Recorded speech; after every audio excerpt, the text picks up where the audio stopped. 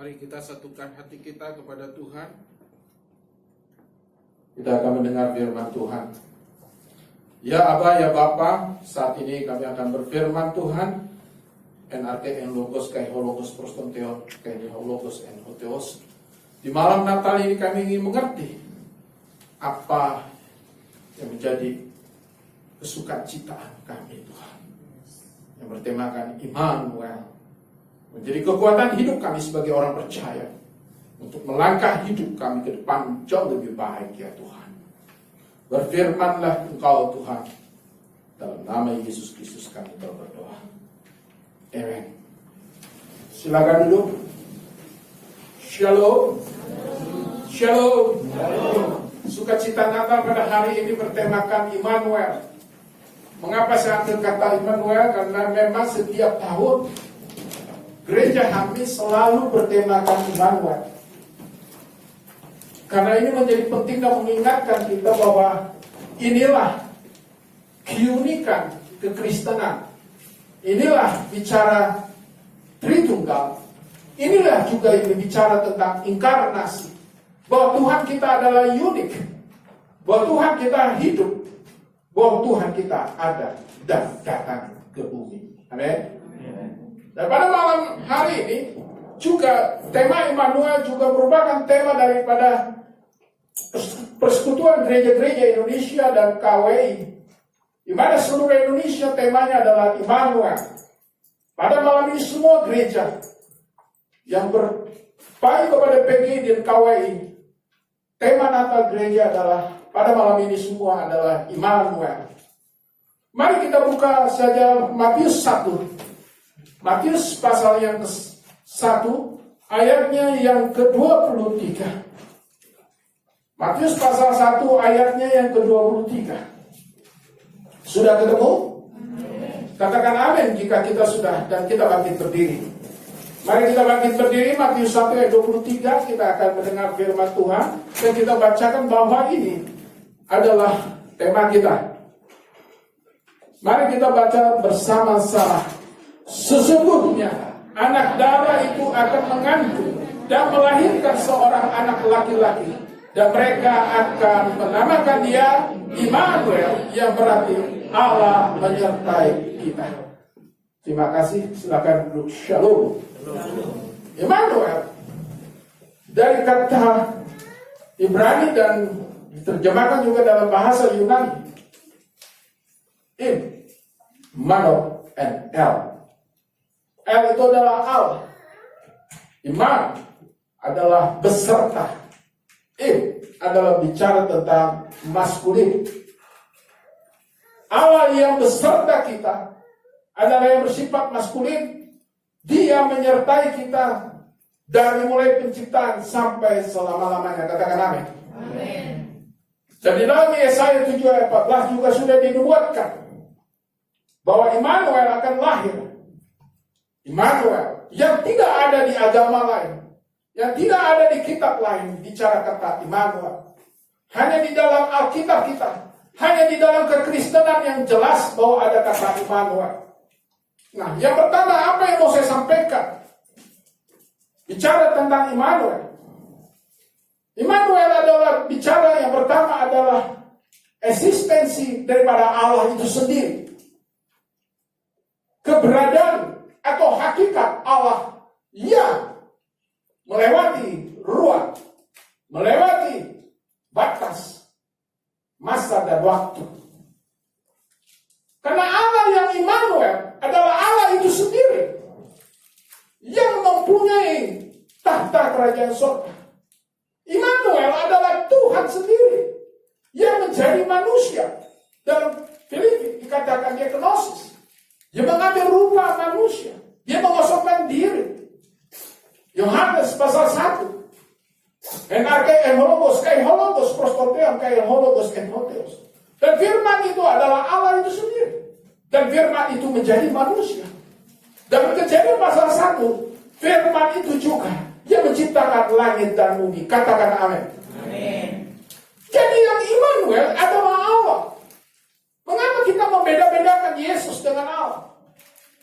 Kadang-kadang kita terperangkap, terjebak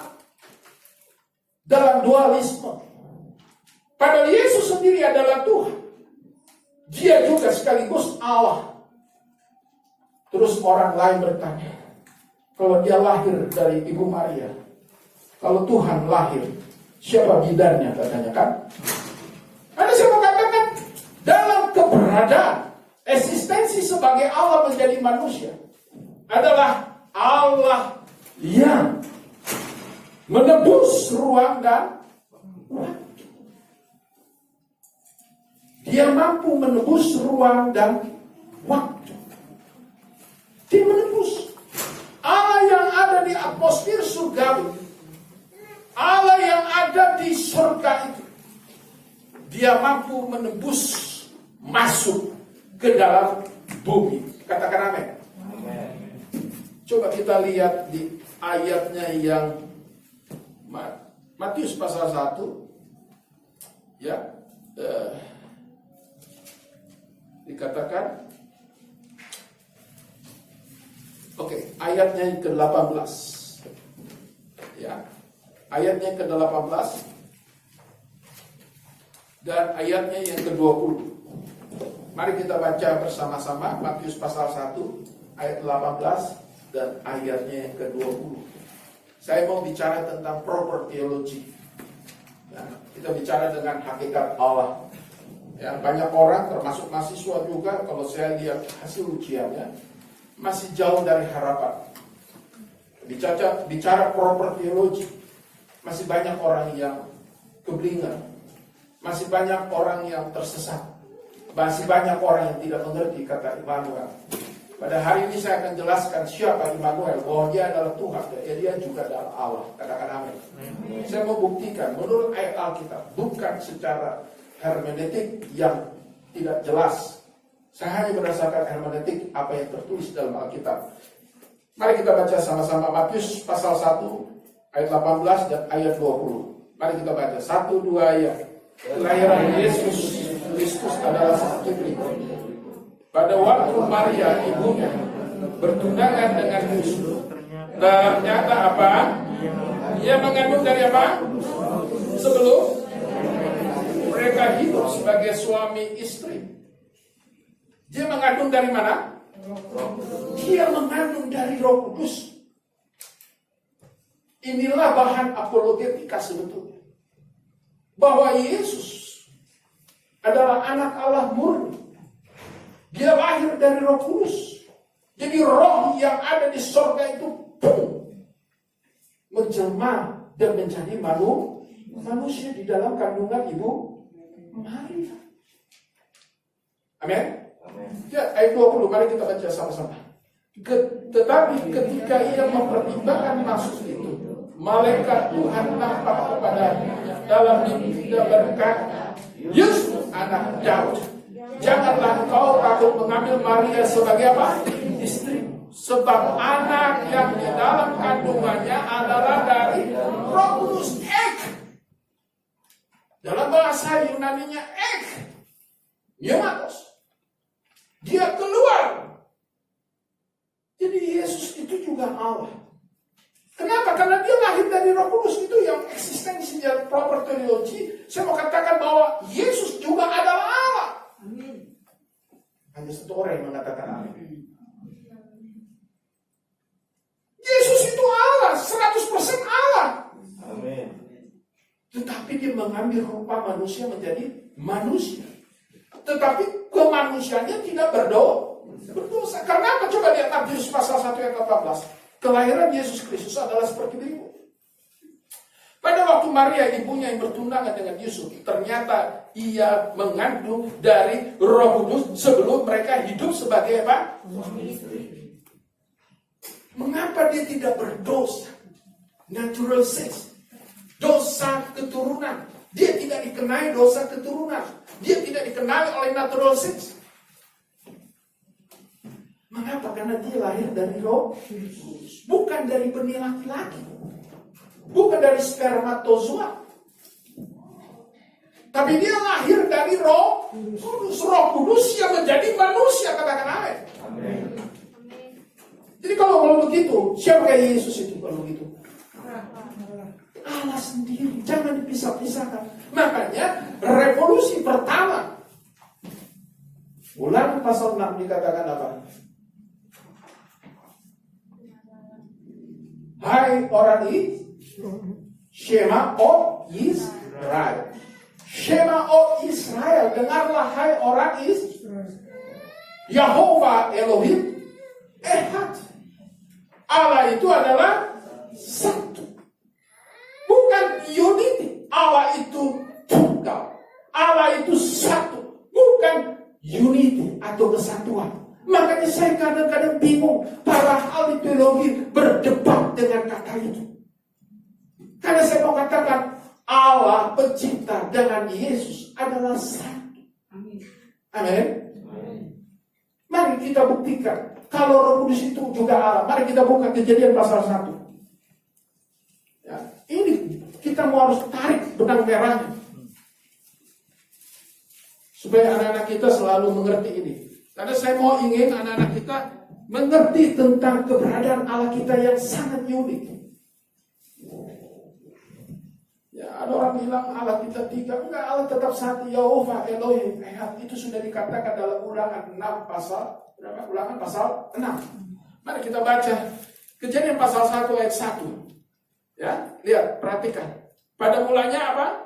Allah menciptakan langit dan bumi. Ini bicara tentang teologi bahwa Allah, ya Aba, ya Bapa adalah Allah yang ada pencipta langit dan bumi. Dan kita tahu sampai ayat yang ke-26, pada akhirnya dia menciptakan manusia. Coba kita lihat ayat yang kedua. Apa dikatakan? Bumi belum berbentuk dan kosong. Gelap gulita menutupi samudra raya. Dan apa? Dan apa? Roh Allah melayang-layang. Jadi roh Allah itu melayang-layang di atas atmosfer. Saya dulu waktu kecil, saya pikir baca kalau kitab ini bingung. Melayang-layang di atas permukaan air. Ada bumi masih kosong, kok belum ada laut. Apa yang masuk permukaan air? Itu adalah di atas atmosfer. Katakan amin. Jadi roh itu bisa menembus ruang dan waktu. Amin. Dengan apa dia tembus? Dengan roh dan firman. Lihat ayat 3. Berfirmanlah Allah, jadilah terang, lalu terang itu jadi. Jadi Roh Kudus itu siapa? Roh Allah. Jadi kalau Immanuel yang kembali kita ke Matius pasal 1 ya ayat 18, ternyata ia mengandung dari apa? Roh Kudus sebelum mereka hidup sebagai suami istri. Jadi paham di sini bahwa Immanuel adalah Yesus, bahwa dia adalah Allah itu sendiri. Terus pertanyaannya, kenapa disebut anak Allah? Banyak juga yang sudah gelar teologi, apalagi gelar teologinya boleh copy paste, atau lulus atau pendeta jadi-jadian. Apa tadi saya lupa sedikit. Kenapa disebut anak Allah?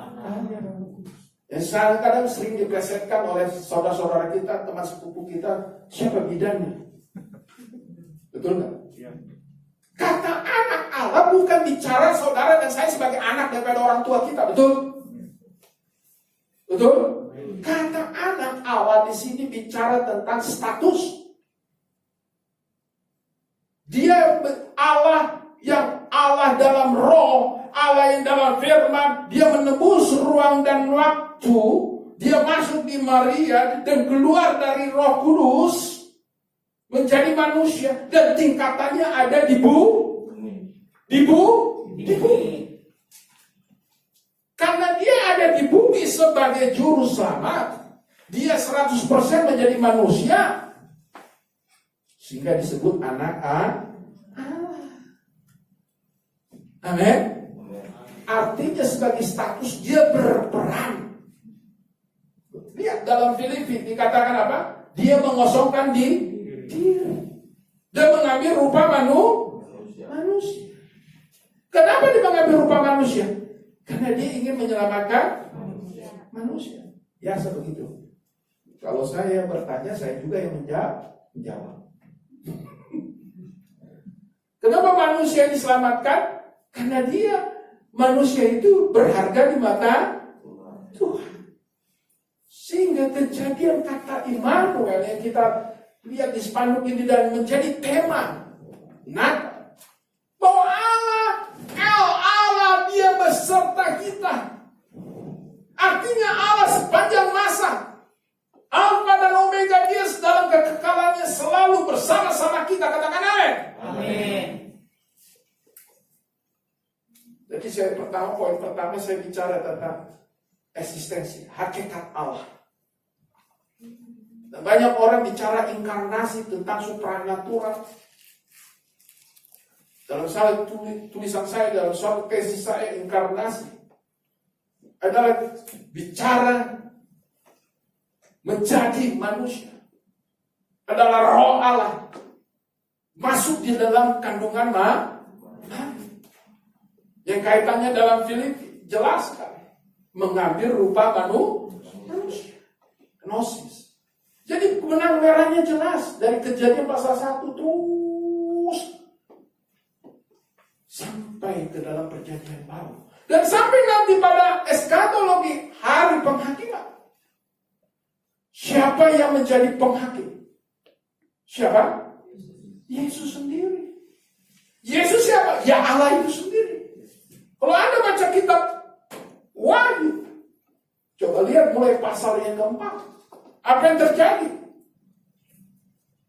Surga begitu hening karena Tuhan akan membuka gulungan kita. Dia akan membuka meterai dan sakakala akan terjadi. Siapa itu? Yesus. Sangat saya katakan bahwa Yesus sangat berperan dalam eskatologis. Makanya banyak juga orang yang sesat juga. Bahwa mengatakan hari ini sudah muncul anak-anak. Saya katakan belum, saudara. Belum. Karena saudara juga belum masuk dalam pengangkatan. Belum ada pembukaan gulungan kita di surga nanti. Dan baru kejadian Wahyu pasal 13 apa yang terjadi? Barulah muncul tokoh utama yaitu Lucifer. Dan muncullah pemerintah yang diikat oleh Lucifer. Dan siapa berperang nanti? Yesus bersama siapa? Malaikat kepada si Lucifer. Amin. Jadi Yesus dengan Allah dia juga. Bukan orang lain dan bukan makhluk yang lain. Jadi satu makhluk. Allah dan Yesus adalah satu makhluk. Cuman keberadaannya yang di sorga bisa menembus ruang dan waktu menjadi manusia. Makanya kejadiannya sangat luar biasa. Amin. Immanuel. Dia masuk jadi manusia. Dia lahir jadi manusia. Bertumbuh. Melayani, menginjili.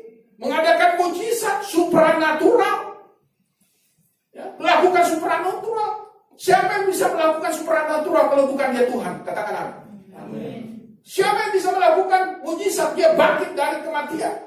Katakan amin. Siapa yang mampu menyembuhkan orang mati? Membangkitkan orang mati? Katakan amin. Kalau dia bukan Tuhan, pasti dia makhluk yang mampu mempunyai kekuatan supranatural yang tidak ada bandingnya dengan manusia biasa. Katakan amin. Itulah bicara God is God. Yesus is God. Katakan amin. Ini kita bicara poin pertama. Nah, Immanuel, kembali ke Immanuel. Allah beserta kita. Tadi Matius pasal 1 ayat 23 dikatakan, dan mereka akan menamakan apa dia? Immanuel, yang berarti Allah menyertai kita. Tadi saya sudah katakan hakikat Allah dalam inkarnasinya. Dalam proper teologi keberadaannya. Dan sekarang saya mau bicara Allah menyertai. Karena Allah menyertai dan sampai kekekalan.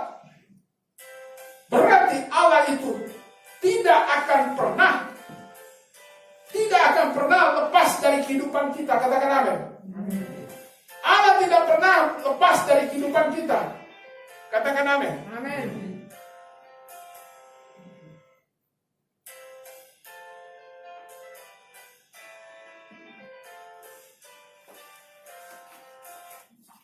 Jadi saudara mengerti bahwa Allah tidak pernah lepas dari kehidupan kita. Allah tidak pernah satu detik pun apa dikatakan. Meletakkan kepala pun dia tidak pernah. Dia Allah menyertai, dia selalu bekerja. 24 hours, dia tidak pernah tidur. Amin. Allah tidak pernah tidur. Dia menyertai. Dia sekalipun Yesus sudah naik ke surga, dia kirim siapa? Roh Kudus. Coba lihat, luar biasa nggak Tuhan? Immanuel. Bukan hanya pada Yesus, Immanuel juga pada Roh Kudus. Dalam pencurahan kudus, dalam Pentakosta itu maksudnya apa? Bahwa bukan hanya sekedar kuasa, tetapi Roh Allah juga ada dalam kehidupan umat manusia yang menerima baptisan Roh.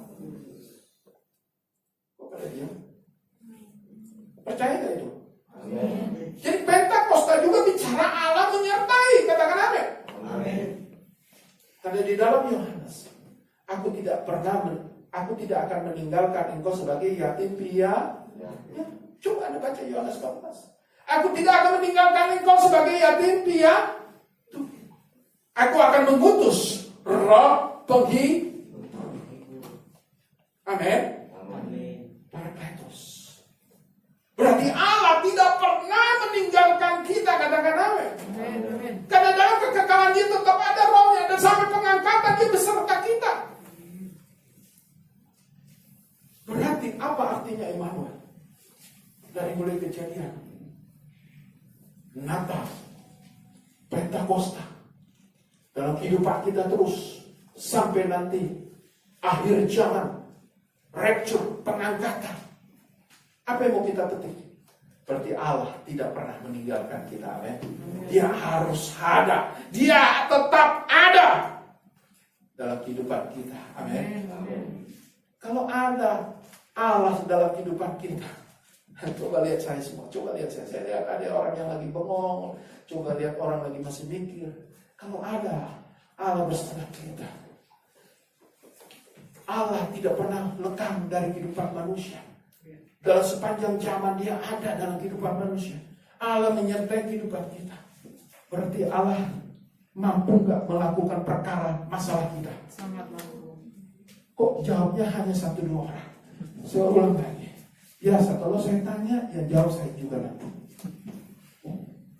Kira-kira kalau Tuhan beserta kita, Immanuel sepanjang zaman, dalam kekekalannya saya mau katakan, apakah atau masalah kita Tuhan tidak tahu? Tahu. Nah, kalau begitu, kalau Tuhan tahu masalah atau perkara kita, apakah Tuhan itu tidak mampu membela kita? Mampu nggak membela kita? Mampu nggak membela kita? Mampu nggak menyelesaikan masalah kita? Apa perhubungan, saudara? Keuangan, hutang piutang, kesehatan, apa lagi? Masalah kerja, pelayanan, apa lagi? Jodoh, apa lagi? Rekening, apa lagi? Apa dikatakan mujizat tidak pernah selesai.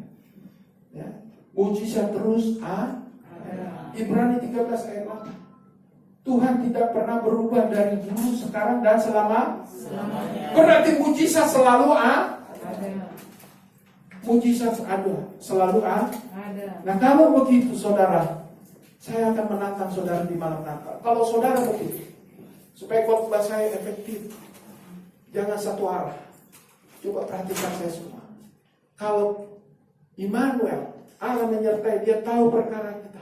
Dia dapat menyelesaikan perkara hidup kita. Kenapa manusia masih bersungut-sungut? Kenapa manusia masih khawatir? Kenapa manusia masih takut? Kalau saya bertanya, siapa yang jawab? Kenapa manusia melakukan masih ketakutan, kekhawatiran, bersungut-sungut, stres, malah ada yang sampai depresi, betul gak? Betul gak? Ya kalau coba di pinggir jalan itu kenapa depresi, dia ketawa sendiri, hahaha, dia nyanyi, kan ada di daerah sini kan begitu. Saya tanya kenapa? Stres Pak. Kenapa? Depresi. Karena suaminya tinggalkan dia. Dulu ada dekat sini. Kenapa? Karena manusia tidak mau tahu dan tidak percaya bahwa Allah menyertai hidup kita. Katakan amin. Kita harus percaya bahwa Tuhan beserta kita. Seharusnya orang Kristen tidak ada lagi yang khawatir. Tidak ada lagi yang bersungut-sungut. Tidak ada. Bapak pendeta nggak tahu persoalan saya. Saya kan berat banget. Sebagai konselor saya sering menghadapi seperti itu. Seolah-olah persoalannya paling berat di antara semua manusia. Betul nggak? Merasa dirinya paling susah. Merasa dirinya yang tidak mampu. Pada Allah menyertai kita. Saya nggak bicara orang lain, ini bicara orang Kristen. Dan banyak orang Kristen juga yang depresi, stres. Betul nggak? Kenapa saya katakan? Karena banyak orang Kristen juga. Saya sering melihat di rumah sakit, di penjara-penjara. Namanya juga Matius. Namanya juga si Markus. Namanya si Lukas. Kenapa mereka ada di penjara? Karena mereka tidak tahu kesaktian, kekuatan Tuhan, kemampuan Tuhan yang sangat luar biasa. Katakan amin. Amin. Jadi kalau saya mau tanya, kalau Anda punya hutang, kira-kira hutang saudara bisa dibayar Tuhan nggak? Amin. Kalau begitu kenapa Anda ragu tentang hutang saudara? Karena saudara tidak ikut bersama Tuhan, betul nggak? Saya sebagai hamba Tuhan sering sebagai konselor saya bilang, kalau Allah menyertai kita berarti kita bersama Tuhan nggak? Kita harus berjalan bersama Tuhan nggak? Tapi kenapa banyak orang stres? Karena dia tidak mau berjalan bersama Tuhan. Tuhan jalannya bilang ke utara, kamu jalannya ke selatan. Tuhan bilang kau bersekutulah kepada Tuhan. Di gereja ini ada menara doa. Tadi malam adalah ibadah menara doa yang terakhir di ujung tahun. Coba Anda bayangkan gereja ini tidak pernah tutup selama pandemi. Haleluya. Dan kita tetap melakukan menara doa. Apa yang terjadi? Kita semua dikasih imunitas yang kuat sama Tuhan. Amin. Betul nggak? Amin. Ada apa? Dan kita tidak pernah kekurangan. Gereja ini pernah dihantam 2 kali. Sejak 1 Januari 2 kali dihantam musibah. Tapi apa yang terjadi? Iman dan pengharapan terus terjadi dan berkat dan mujizat ada. Katakan amin. Nah, kalau pada hari ini kita bersyukur, di malam Natal ini kita mempunyai gereja yang indah. Ada tangan-tangan orang yang menabur. Amin. Ada kekuatan Tuhan yang menggerakkan hati orang. Kasih itu ke gereja kami. Artinya apa? Tuhan tahu nggak masalah kita? Saya ulang lagi yang kedua. Tuhan tahu nggak masalah kita? Tahu. Kok jawabnya hanya 2 orang? Tuhan tahu nggak masalah kehidupan kita? Tahu. Tapi kenapa saudara takut? Karena kurang percaya. Anda nggak yakin kemampuan Tuhan. Makanya kalau ada menara doa, coba lihat, datang kepada Tuhan, sujud. Saya sebagai hamba Tuhan, modal saya apa sih? Saya nggak punya uang lagi. Di saat saya bangkrut, perusahaan saya tutup, hutang saya 1 M. Saya masuk dalam panggilan Tuhan sebagai pendeta yang biasa terima gaji besar. Belum lagi insentif yang besar. Belum lagi, ya kalau hari ini bilang gratifikasi ya. Tapi hamba Tuhan bentuk saya supaya menjadi orang yang mengandalkan iman, lutut dan berdoa. Katakan amin. Saya ingat 5 tahun, 3 tahun doa puasa. Saya seperti tiang listrik. 3 tahun awal dalam panggilan saya seperti tiang listrik, Bapak Ibu. Seperti tiang listrik. Dan akhirnya saya skorbut. Kekurangan vitamin C dan akhirnya sariawan besar. Dan akhirnya Tuhan bilang itu adalah artinya tanda engkau harus berhenti berpuasa. Dan tahun kelima barulah debut pertama saya pelayanan. Dan barulah saya menginjil. Belum langsung jadi gembala. Penginjil dulu kemana-mana. Baru jadi dosen. Setelah jadi dosen barulah jadi gembala. Setelah punya jemaat. Amin. Jadi perintisan itu tidak gampang. Ikut jadi itu. Nah, kalau kita mau ikut Tuhan, lewat mana? Firman-Nya. Persoalannya saya mau tanya, apakah saudara sudah baca Alkitab dari Kejadian sampai Wahyu? Ya. Belum tentu. Saya jamin. Belum tentu. Jangan katakan amin. Belum tentu. Saya jamin anak STT juga belum tentu hafal Alkitab semua nih. Saya jamin. Bukan sombong. Karena zaman saya berbeda dengan zaman sekarang. Sebelum saya masuk STT, diwajibkan oleh pendiri GBI, saya masih ingat, saya sebut saja, Om Ho, HSE itu diwajibkan kami selama 1 tahun baca dari Kejadian sampai Wahyu dan buat intisarinya. Saya tidak langsung STH, saya D3, bayangkan. Merendahkan diri saya ingin belajar tentang Alkitab. Tapi kalau anak sekarang masuk STT, kalau masuk STT langsung kuliah, pengantar PL, pengantar PB, teologi PL, teologi PB. Waktu ditanya oleh dosennya, sudah baca ini? Lupa. Kemarin juga begitu. Berapa kovenan dalam perjanjian lama? Berapa kovenan apa sih artinya? Di pasal berapa? Kita berapa? Aduh, udah semester 7 dan 8, saudara. Terus saya dalam hati, di semester 1 ngapain aja? Ini terjadi. Makanya banyak pendeta bukan keluaran, tapi ke pendeta kejadian. Pada kata Immanuel kembali kepada problema kita. Ini menjadi problema sebetulnya. Kenapa? Tuhan sudah beserta kita. Tuhan ada dalam kehidupan kita, dalam kekekalan dari Alfa dan Omega. Dia ada. Dia menembus ruang dan waktu, dan sekarang Roh Kudus ada. Sejak Pentakosta dia ada terus. Kita tidak menjadi yatim piatu, katakan amin. Tapi kenapa orang Kristen masih aduh Tuhan, persoalan saya berat. Bagaimana hutang saya? Bagaimana anak saya? Bagaimana pekerjaan saya? Bagaimana rumah tangga saya? Bagaimana jodoh anak saya? Kenapa ada orang seperti itu? Karena dia tidak mau beserta Tuhan. Betul nggak? Oleh karenanya di malam Natal ini saya mau katakan, hei orang Kristen semua seluruh dunia yang menonton video dan Facebook ini, bertobatlah. Engkau tidak usah takut. Banyak orang Kristen takut pada pandemi. Memang kita perlu waspada. Ya, kita perlu menjalankan protokol kesehatan. Tapi jangan gara-gara pandemi kita tidak melakukan terobosan. Ini kan akhirnya banyak alasan. Saya melihat banyak orang Kristen dengan alasan pandemi, akhirnya ya gereja mengadakan sudah online, tapi dia tidak mau lihat online. Memang dasar orangnya malas. Bayangkan ibadah gereja, Pak Pendetanya sudah bikin ibadah, memimpin ibadah dengan pujian penyembahan, tapi jemaatnya sambil melihat online. Ya kasih puji Tuhan, menonton online, terus dia sambil tidur-tiduran, pakai kaos oblong, pakai celana pendek. Ada lagi yang lebih parah lagi, menonton ibadah online dari gereja sambil dia sport. Coba bayangkan, ini penetua saya lihat, teman saya juga, dia nonton ibadah sambil naik sepeda begini. Tuhan Yesus.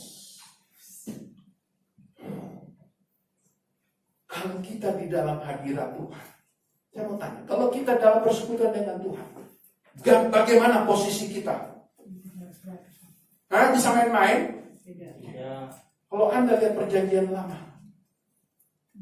bagaimana orang-orang Israel dalam melakukan ibadah, bisa pakai celana pendek, bisa pakai kaos, sungguh-sungguh dia bersembahyang kepada Tuhan. Amin. Coba lihat perjanjian baru, oke lah Pak Pendeta, itu kan perjanjian lama, sekarang perjanjian baru. Coba lihat, Kisah Para Rasul. Apakah jemaat-jemaat di Korintus, di Filipi, Galatia, sampai di Roma, apakah mereka dengan sambil-sambilan beribadah? Tidak. Perlu Anda belajar sejarah gereja dari buku Berkop. Saya nggak tahu ada sejarah gereja dari buku apa, yang jelas saya pernah belajar dari sejarah gereja umum Berkop. Dr. Berkop. Dan kami wajib dari halaman 1 sampai halaman terakhir kami baca.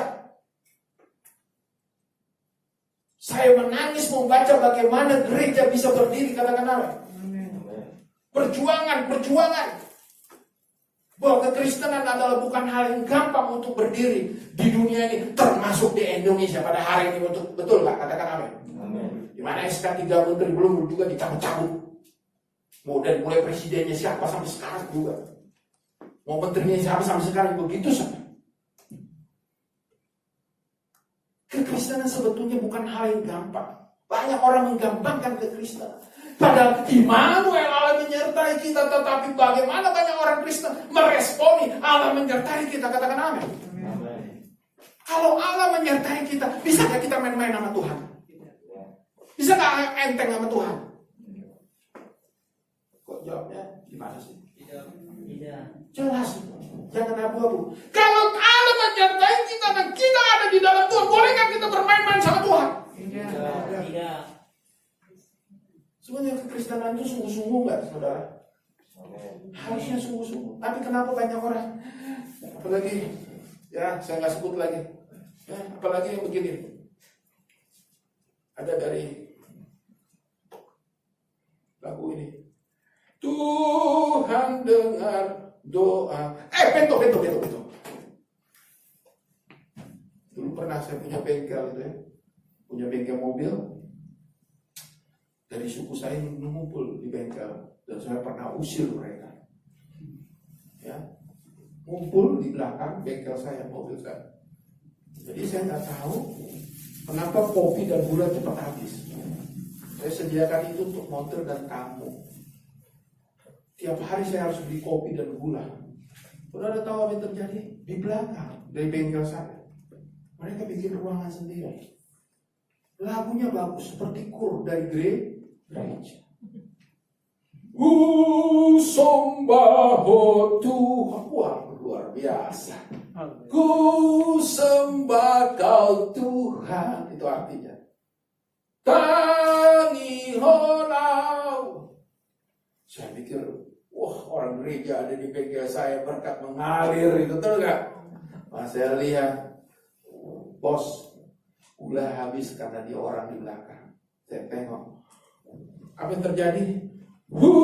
Somba. Saya pikir ada kur, ada lagu buku kur. Ternyata di situ kartu remi semua.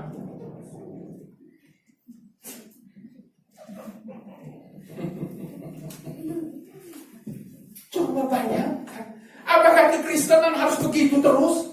Tidak. Hanya satu orang yang dari Korea menjawab tidak. Tidak. Dia tahu itu orang Korea. Tidak. Apakah kita kalau merasa diri Immanuel, Tuhan ada dalam hidup kita dan nyata, bukan hanya perasaan, tapi memang Tuhan nyata? Apakah kita bisa main-main kekristenan kita? Tidak. Tapi kenyataannya apa yang terjadi, saudara? Siapa menteri yang korupsi bansos? Udah tiga-tiganya bansos. Dikorupsi lagi 17M. Anak Tuhan. Adik saya lagi itu. Karena di marga Batubara, saya Pasar Ibu. Coba saudara bayangkan. Dia udah kaya, bukan orang miskin. Masih kurang aja dikorupsi. Yang dikorupsi lagi uang orang-orang yang susah lagi. Boleh kita jadi orang Kristen memalukan Tuhan? Betul kan? Lebih parah lagi saudara, lebih parah lagi. Coba pendeta ini orang lain dulu, ini pendeta hamba Tuhan,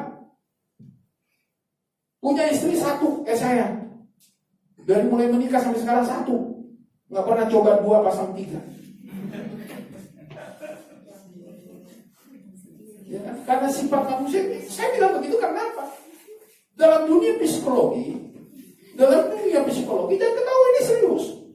Dalam dunia psikologi, laki-laki itu mempunyai bakat poligami. Saya ulang lagi. Dalam dunia psikologi, bahwa laki-laki mempunyai bakat poligami. Coba lihat, anak muda yang punya pacar lebih dari satu siapa? Laki-laki atau perempuan? laki-laki umumnya. Itu udah ketahuan, pacaran aja sudah lebih dari satu. Betul nggak? Oleh karenanya saya mau katakan, kalau seorang hamba Tuhan, seorang pendeta, seorang majelis gereja masih TTM atau TTM, teman tapi mesra. Dan ini kejadian saudara. Ini kejadian betul. Saya dalam yayasan dulu waktu mendirikan sekolah teologi. Saya punya ketua yayasan. Ini kenyataan kesaksian. Saya punya ketua yayasan. Dia sudah kawin 2 kali, mau 3 kali. Habis 3 kali mau 4 kali. Akhirnya uang yayasan habis karena untuk foya-foya dan rumah tangga. Itu gelarnya pendeta loh. Pendeta. Makanya saya keluar dari yayasan itu. Kenapa? Kan pendeta. Terus saya tanya, saya isap, dasarnya ayat Alkitab kau bisa punya istri 2 atau 3. Pak Pendeta Johan goblok banget sih katanya. Saya dibilang goblok lagi. Ya betul. Bapak Sering. Salomo berapa istrinya Pak? Belum lagi gundiknya, belum lagi selirnya. Itu Raja Salomo. Kamu Raja Salomo? Dan apa air hidupnya? Dia katakan hidup ini adalah kesia-siaan. Siapa yang goblok? Lu atau gue? Kalau gitu buang untuk Matius 19 ayat 6. Dan itu kejadian saudara, bukan hanya ketua yayasan kami. Waktu kami melayani konselor di gereja besar sebagai konselor, datang seorang ibu, ya, masih adik saya sebetulnya, hitungan adik saya, karena suaminya pasar ibu juga. Itu saudara tahu, bang katanya, kok abang nggak gede sama saya? Loh, kan saya pendeta, kenapa saya harus gede sama kamu? Abang nggak tertarik sama saya? Kau bilang saya harus tertarik, terus kakakmu yang di rumah mau diapain itu?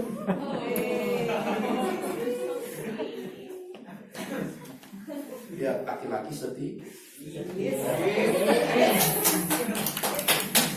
udah banyak. Terus saya bilang firman Tuhan saya nggak boleh pasang 2, pasang 3 saya bilang. Itu ayat yang kuno banget. Bilang Alkitab kuno. Terus bagaimana maksudmu deh?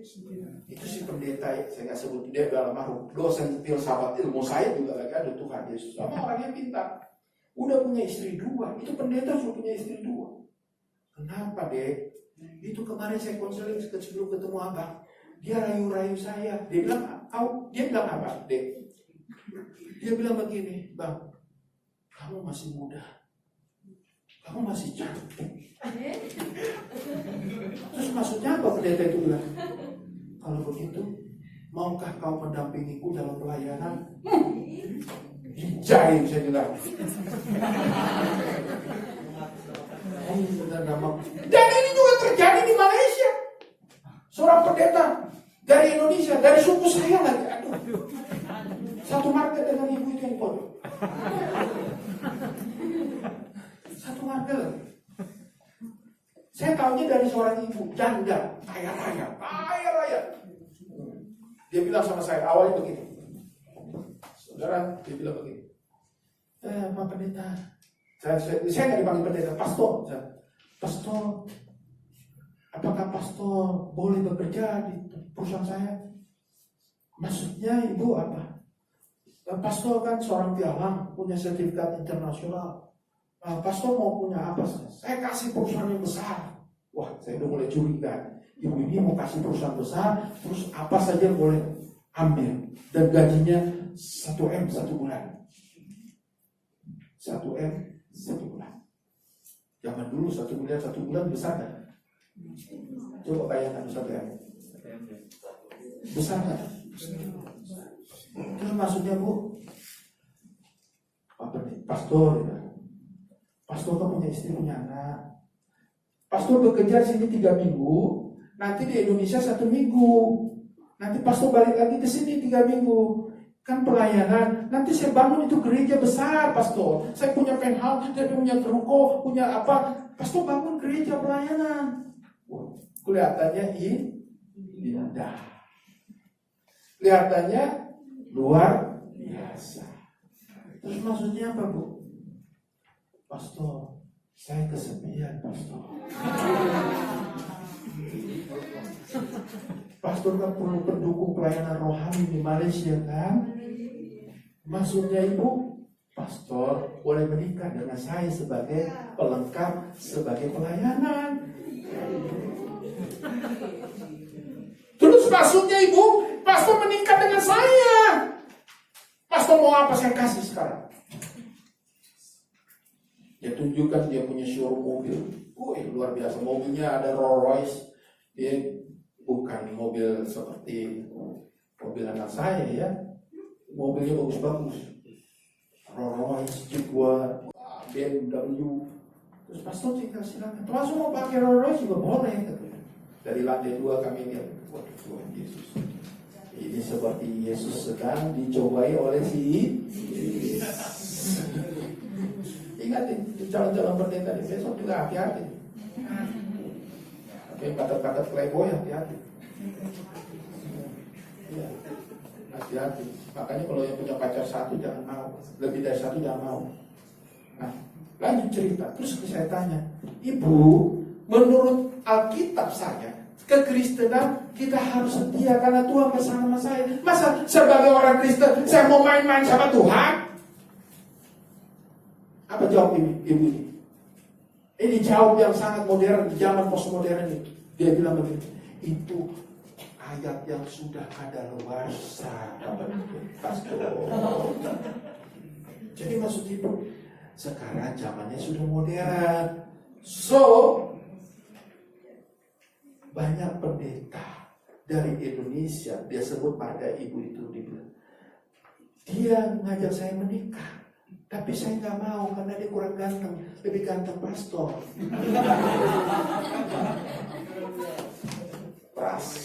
Perasaan paling ganteng. Dan itu terjadi real, it's so real. Saya nggak tahu ceritanya, saya tinggalkan Malaysia. Saya bilang, Ibu, saya hamba Tuhan berdasarkan firman Tuhan. Ada Allah ada dalam hidup saya bilang. Amin. Karena saya percaya Tuhan tetap memelihara kita, kata-kata amin. Kalau begitu, kalau Tuhan tetap memelihara kita boleh main-main dengan hidup. Boleh main-main dengan hidup. Mau Natal, tahun baru, puji Tuhan ada pandemi. Coba kalau nggak ada pandemi, itu orang-orang dari timur atau dari barat sama saja. Kita malah Natal pulang dari gereja, so ada itu minuman, so tikus, so kampung, apa saja. Saya pernah tuh perayaan Natal. Luar biasa, sudah diurapi, maju altar call dan segala macam. Pak Pendeta jangan pulang dulu ya. Ini bawa istri anak. Pak Pendeta jangan pulang dulu. Kita sudah siapkan makan yang enak. Oh, semua lengkap dari barat sampai timur, semua lengkap tuh makanan. Terus saya tuh sengaja nggak pulang-pulang, karena saya lihat itu ada, waktu saya ke toilet itu ada botol-botol minuman dari segala merek, yang dari Manado ada, yang dari Medan Kampung juga ada. Saudara saya bilang bego, saya bilang diam, saya diam aja nih sambil duduk. Rupanya mereka nggak bergerak. Akhirnya ketuanya bilang, Pak Pendeta kapan mau pulang katanya. Oh sebentar, boleh nggak kita ngobrol-ngobrol? Aduh Pak Pendeta semakin malam nanti bahaya di jalan katanya kan. Saya udah ngerti nih maksudnya. Akhirnya nggak tahan, sudah setengah jam saya tahan itu. Terus dia bilang begini, Pak Pendeta bolehkah kita minum-minum dulu ya, meringankan akhir tahun. Pak Pendeta matilah. Belum saya bilang iya, udah semua keluar itu apa? Botol. Padahal baru malamku itu bikin dosa lagi. Allah menyertai kalau Allah ada dalam hidup kita. Allah ada di bumi. Allah tidak tinggal di surga, tapi Allah juga menunggu ruang waktu. Boleh nggak kita main-main dengan Tuhan? Tapi kenapa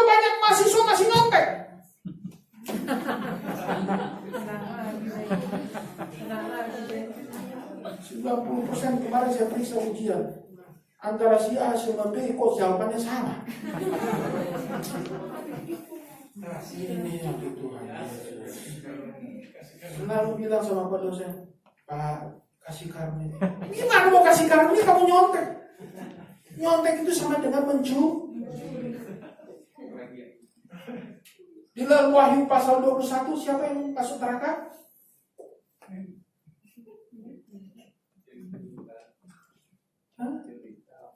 Orang pencuri, orang berzina, siapa lagi? Pembohong, pendusta, penyembah berhala. Itu anak teologi loh. Saya kadang-kadang bingung. Saya jujur aja, dulu kuliah saya nggak pernah nyontek, takut saya nyontek. Bukan takut sama dosennya, takut sama. Tapi sekarang hari ini, kalau sama-sama kita copy paste kan? Emang gak diperiksa sama Pak Johan?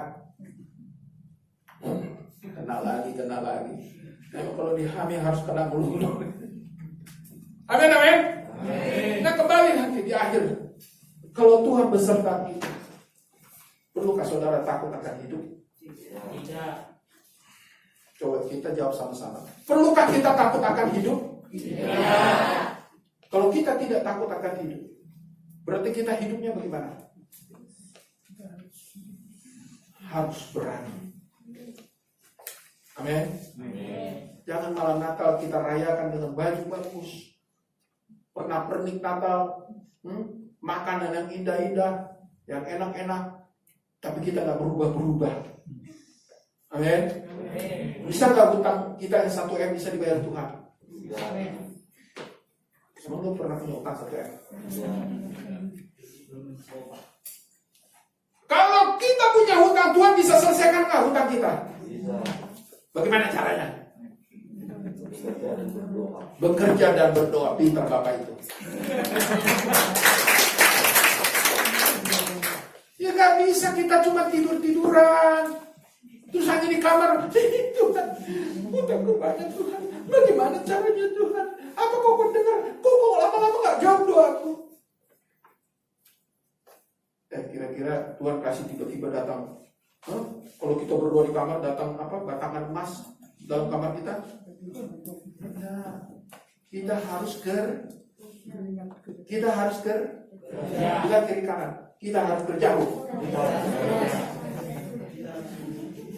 Jangan malas-malasan kita.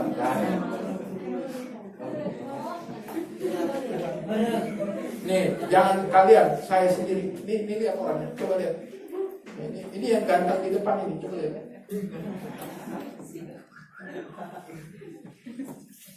Punya perusahaan habis. Saya keluar dari BUMN. Deposito habis, tabungan nggak ada, sampai cicing kawin tak ada tuh. Sampai di Lego, utang 1 M lebih. Saya dulu jujur, saya bersaksi dulu hampir saya bunuh diri, saudara. Karena berapa kali saya berugi. Saya punya usaha itu bukan kelas teri itu, tanya Bapak itu yang agak sedikit mengkilap itu. Itu saksi hidup. Sejak mulai pacaran sampai saya jual rumah, saya punya rumah berapa kali jual, hanya mau bayar hutang. Kalau menurut orang dunia saya bilang udah pantas, saya gila. Saya udah tinggal celana kolor waktu itu saya pakai, udah stres saya. Kata istri saya, Pak, yang bayar listrik siapa Pak? Yang harus bayar pembantu siapa Pak? Yang bayar uang sekolah anak-anak siapa Pak? Kata istri saya dulu. Dalam hati saya, siapa yang bayar ya? Kok saya kan nggak punya apa-apa, saya bilang. Punya utang lagi. Tapi kata istri, itu tanggung jawabmu Pak. Sekalipun saya masuk seminari, berarti rumah tangga saya yang jawabin. Suami tetangga, siapa yang harus bayar? Yang bayar listrik saya siapa? Opung saya? Emak saya? Mertua saya? Siapa yang bayar? Saya sendiri tahu. Enak aja. Mertua saya nggak pernah bayar, emak saya juga nggak pernah bayar. Ini tanya di saksinya tuh yang mengkilap itu. Nih, anak saya ini paling besar badannya nih. Overweight.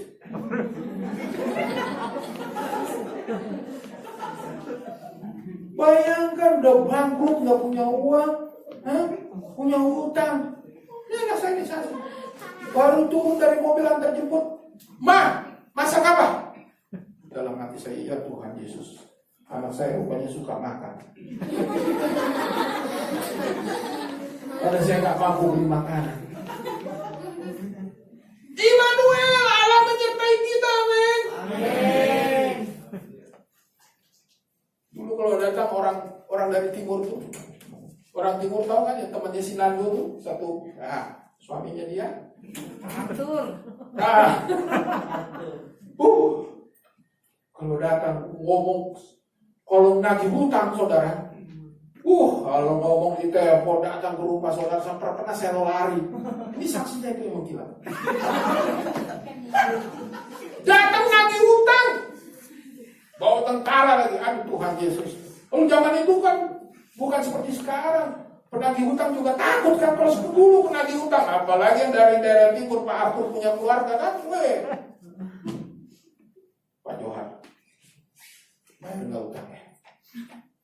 Aduh Pak, saya udah bangun begini masih mau tagih lagi. Kalau Bapak 1 minggu dia tidak bayar, saya sita rumahnya. Dalam hati saya mau tinggal di mana lagi? Pulang ke rumah orang tua juga mau. Tinggal di rumah mertua, jangan sampai. Tinggal di rumah mertua indah, jangan ingat dengan anak muda, jangan menghayal cari istri yang rumahnya orang mertuanya luar biasa, kita tinggal di situ nanti menunggu warisan. Mertua mati, warisannya jatuh ke saya. Ini terjadi juga. Pendeta juga iya. Tapi saya tidak. Saya tahu. Coba bilang, Immanuel. Allah berserta kami. Allah berserta saya. Dia mampu memberikan jalan keluar. Benar? Amin. Benar? Amin. Dan itu terbukti sama saya. Saya berdoa dia seperti tanya lagi Bapak itu yang bilang. 3 tahun saya tidak nonton TV. 3 tahun saya tidak baca Quran. 3 tahun saya hanya berdoa, belajar, kuliah teologi, jauh lagi kampusnya, kampusnya bukan 1. Saya kuliah teologi itu kampusnya sampai 2, 3. Coba. Pagi terbang ke sana, sore terbang ke situ, hanya untuk belajar teologi. Nggak seperti anak-anak sekarang, baru 1 jam, 2 jam, lapar Pak dosen. Bertobatlah. Dia perlu belajar. Dan saya nggak peduli biar Tuhan yang berperkara, kagak ada iman. Apalagi dengar orang-orang yang dari timur itu ngancam-ngancam. Saya bilang begini. Ini doa saya dulu nih, doa yang orang bodoh. Begini doa orang bodoh. Tuhan, aku kan hamba-Mu. Aku kan sudah sekolah teologi jangan pendeta. Tolong Tuhan, utang-utang saya selesaikan. Tapi juga tolong Tuhan, biar lidahnya putus. Saya doakan supaya penagih utang lidahnya putus. Itu doa saya. Karena ngomongnya kotor. Saya kan hamba Tuhan, masa dia ngata-ngatain saya? Kan saya anakmu Tuhan, bela dong saya katanya. Kira-kira Tuhan bela gak? Tidak. Yang ngomong kotor itu terus berjalan. Sampai dia bilang, nanti saya lapor sama gembala sidangmu, kau punya utang, kau gak selesaikan. Wah, saya pulang stres, Tuhan, makin jadi nih Tuhan. Dia ngancam ke gembala sidang, mampus saya Tuhan. Dan apa yang terjadi? Tuhan bilang begini. Ini malam Natal. Aku berserta. Aku sudah mengangkatmu jadi anakku. Aku bertanggung jawab. Percayakah kau anakku Johan? Apakah tiba-tiba datang uang 1 box? Berpeti-peti? Emas batangan datang? Seperti kesaksian teman saya yang menghayal, dia tiba-tiba katanya emas datang. Itu udah mulai gila lama-lama pendeta. Dan puji Tuhan dipecat pendetanya. Saudara, enggak, Tuhan nggak bilang begitu.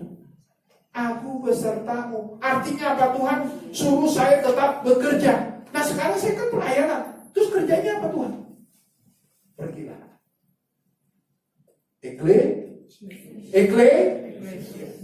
Ekaleo. Pergi memberitakan Injil. Pergi saudara.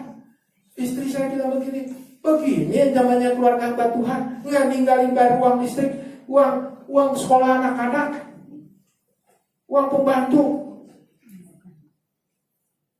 Saya jawab sama istri saya. Tidak ada firman-Nya Tuhan.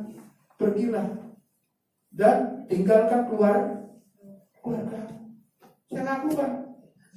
Apa yang terjadi saudara? Mujizat terjadi. Akhirnya apa? Apakah saya bayar itu Bapak Ibu? Tidak. Tapi Tuhan bilang, saya pergi ke bank itu. Saya datangi bank itu. Saya mau datang menyelesaikan hutang saya.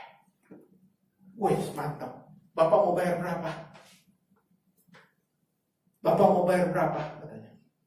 Tolong bantu Pak. Bapak mau bayar berapa? Pak Tigor, tolong Pak Tigor. Pak Tigor.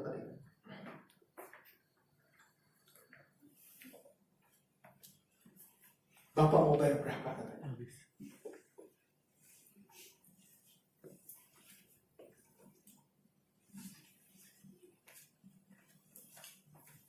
Bapak mau bayar berapa? Saya bilang, saya mau selesaikan hari ini juga. Wih, mantap. Bapak bayar berapa? Uang berapa? Saya mau selesaikan, saya mau kertas lunas. Wih, senang kan orang bangga? Terus saya bilang begini, saya sudah bangkrut. Saya sudah jadi pendeta. Terus, reskuling belum Pak? Enggak, saya enggak reskuling. Hari ini juga lunas. Sudah tahu apa yang terjadi? Ini rahasia nggak saya sampaikan di video ini. Terjadi pembicaraan yang alot. Saya bilang, panggil direkturnya. Panggil presiden komisarisnya, saya bilang. Dan saya betul-betul waktu itu karena ada Tuhan, imam. Dan saudara singkat cerita, hutang lu. Amin. Soalnya Bapak itu tepuk tangan, karena Bapak itu tahu saya. Itulah hidup. Kalau imam, berarti kita nggak perlu takut, amin. Bilang ke kiri kanan, nggak perlu takut loh. Berani hadapi